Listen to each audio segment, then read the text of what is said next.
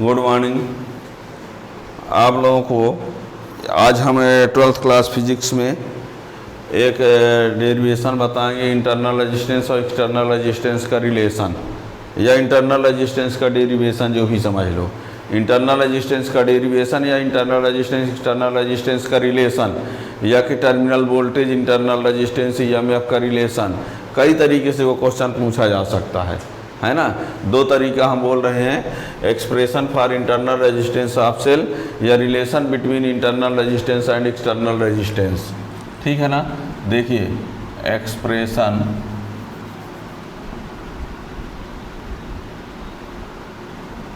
Expression for internal resistance of cell, या कि कह सकते हैं relation between internal resistance and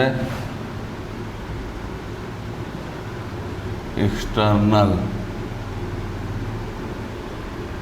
resistance. Expression for internal resistance of cell या relation between internal resistance and external resistance. ठीक है ना। तो देखिए, इसके लिए ये आप पीछे लेक्चर में आप इसको पहले पढ़ चुके हैं इन सब टर्म को। यदि इसको समझना है तो इसके जस्ट पीछे वाला लेक्चर समझना ही पड़ेगा, तब समझ पाओगे। यदि सुनना देखना वीडियो देखना भर हो तो अलग बात है, समझना यदि है तो इसके पीछे वाला लेक्चर आना चाहिए, जस्ट पीछे वाला। ठीक है ना। तो यहाँ पर हम क्या करते हैं, एक सेल ले लेते हैं, ये एक सेल है और ये उसका इंटरनल रेजिस्टेंस है। Internal resistance small r, cell का इलेक्ट्रोमोटिव फोर्स क्या है, कैपिटल E है। क्या किया हमने, एक सेल लिया है, जो सेल लिया है उसका इलेक्ट्रोमोटिव फोर्स क्या है E, और उसका इंटरनल रेजिस्टेंस क्या है स्मॉल r। ठीक है। इस सेल को हम कनेक्ट कर देते हैं एक एक्सटर्नल सर्किट से। एक्सटर्नल सर्किट का रेजिस्टेंस क्या है, R है, और इसमें जब करंट जाएगी तो पोटेंशियल डिफरेंस क्या है, V। फ्लो होने वाली करंट क्या है, I। क्या डायग्राम में बनाया हमने, एक सेल बनाया है, उस सेल का इलेक्ट्रोमोटिव फोर्स क्या है E, इंटरनल रेजिस्टेंस उसका क्या है स्मॉल r है, और वो सेल करंट I फ्लो करता है किसमें, एक्सटर्नल रेजिस्टेंस R में, और उसके एंड का पोटेंशियल डिफरेंस कितना है, V है। ठीक है ना। क्या कहेंगे, let a cell of electromotive force E and internal resistance small r, it flows current I through external resistance R and potential difference V। ठीक है ना। Let a cell of electromotive force E and internal resistance R.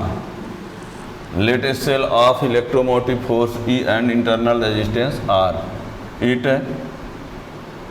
flows current I through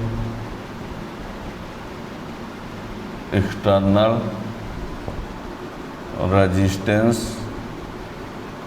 R and potential difference is PD, potential difference is V।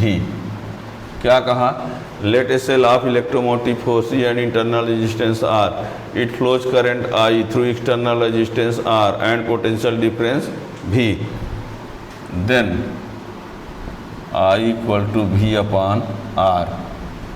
If a total resistance of the circuit is R plus R, then current equal to EMF upon total resistance. तो EMF वही voltage से बड़ा EMF और resistance R plus are, ये I equal to ये भी I equal to हो गया, ये भी आई इक्वल टू हो गया। ठीक है ना। ये सेल से जाने वाली करंट है, सेल से मिलने वाली करंट है, और ये इसमें फ्लो होने वाली करंट है। इसमें फ्लो होने वाली करंट ये है और सेल से मिलने वाली करंट ये है। जो सेल से करंट आ रही वही तो इसमें फ्लो हो रही है। ठीक है ना। सेल से ये मिलने वाली करंट है, ये सेल इसमें फ्लो होने वाली करंट।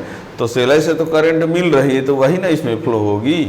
तो ये और ये क्या होंगे, इक्वल होंगे। देने सेल कितनी करंट देता है, इतनी, इसमें फ्लो कौन होती है, इतनी, जितनी दिया है उतनी तो फ्लो होगी। तो ये दोनों क्या होंगे, इक्वल। ठीक है, इन दोनों को इक्वल कर देते हैं, देखना क्या होगा। From equation first and second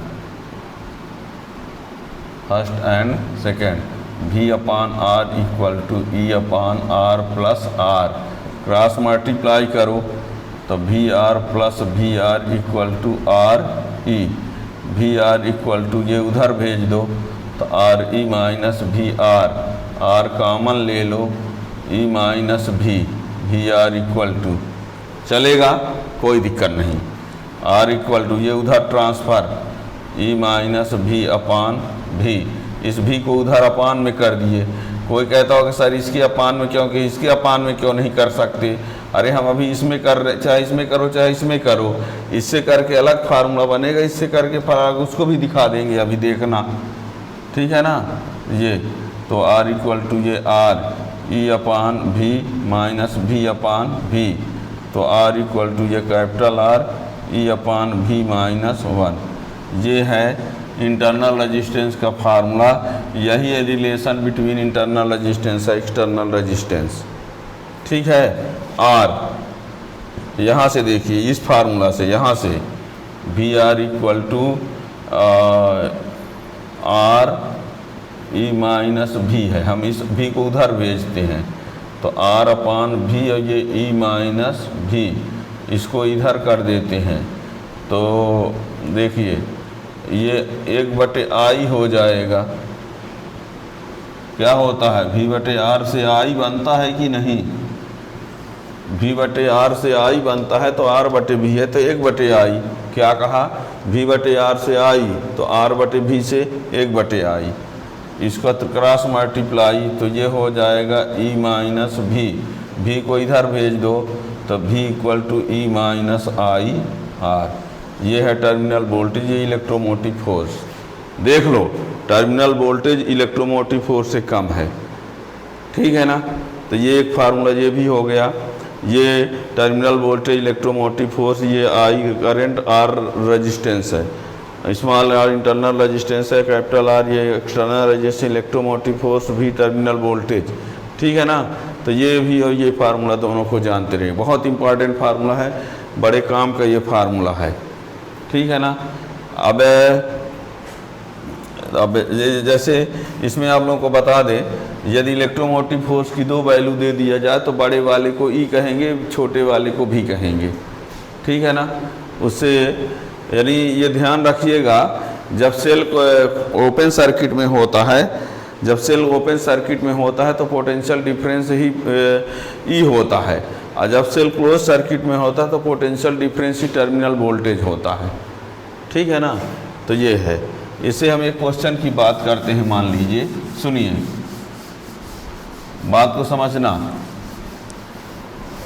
एक सेल है, ये एक सेल है, ठीक है, और उस सेल का ये सेल है, और इस सेल को जब हम एक सर्किट से कनेक्ट कर देते हैं, जब इस सेल को एक सर्किट से क्या कर देते हैं, कनेक्ट कर देते हैं, तो पहले इसका वोल्टेज कितना था, पोटेंशियल डिफरेंस कितना था, 40। और जब हम इसको एक रजिस्टेंस से कनेक्ट कर दिए तो इसका जो कितना हो गया, 30 वोल्ट हो गया। पहले ये कितना था पोटेंशियल डिफरेंस, एक सेल है उसका पोटेंशियल, जब इस सेल को हम रेजिस्टेंस से कनेक्ट कर देते हैं तो इसका 40 से कितना हो गया, 30 वोल्ट। क्वेश्चन ये आया है कि when a cell is connected with external resistance R equal to 9 ohm. मान लो 9 ओम के रेजिस्टेंस से हम इसको कनेक्ट कर देते हैं। एक सेल है, उस सेल को जब हम 9 ओम के रेजिस्टेंस से कनेक्ट कर देते हैं तो उसका जो पोटेंशियल डिफरेंस होता है वो 40 से कितना हो जाता है, 30। 40 कब था, जब रेजिस्टेंस से नहीं कनेक्ट था, और जब रेजिस्टेंस से कनेक्ट कर दिए तो कितना हो गया, 30 हो गया। इसका मीन्स है कि जब वो नहीं कनेक्ट था मीन्स वो ओपन सर्किट में था, और जब कनेक्ट हो गया तो मीन्स क्लोज सर्किट में, और जब ओपन सर्किट में था तो ये ई कहलाएगा, और जब क्लोज सर्किट में तो ये क्या हो गया, भी। तो ये ई हो गया, ये भी हो गया, ये आर हो गया। कह दिया जाए उसका इंटरनल रेजिस्टेंस कितना होगा।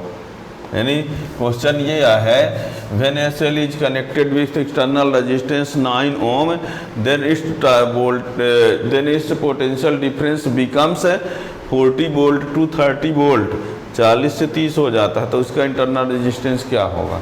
यानी क्वेश्चन ये है, देखिए question, when a cell is connected with an external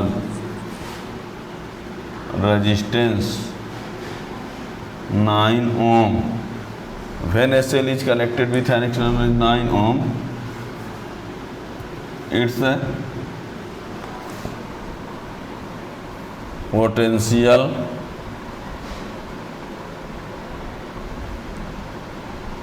difference becomes 40 volt to 30 volt. Find its internal resistance. ये है क्वेश्चन, मान लो, ठीक है।